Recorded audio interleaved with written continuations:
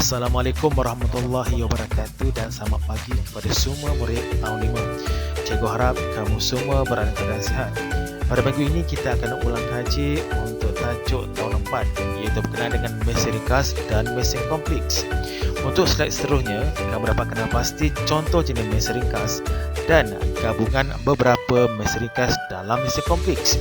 Cuba faham, ulang kaji dan lengkapkan latihan yang telah dibukakan. Selamat belajar daripada Cikgu Fazli.